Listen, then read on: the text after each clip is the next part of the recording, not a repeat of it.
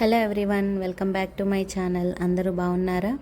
So మీరు already thumbnail చూసారు కదా. నా జుట్టు ఫ్రీజీగా అయిపోయి జుట్టు చిక్కు పడిపోయి చాలా హెయిర్ లాస్ అయితే అయ్యిందండి నిన్న.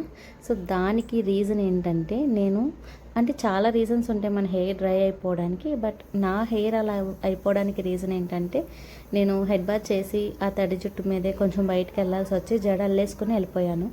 సో అది నెక్స్ట్ డే అంటే తర్వాత రోజు నేను జుట్టు ఓపెన్ చేస్తే ఇలా అయిపోయిందండి. వీడియోలో చూపిస్తున్నాను కదా, ముడులు పడిపోయి అవి ఒక్క హెయిర్కి ఒక హెయిర్ అతుక్కుపోయి బాగా చిక్కు పడిపోయిందండి.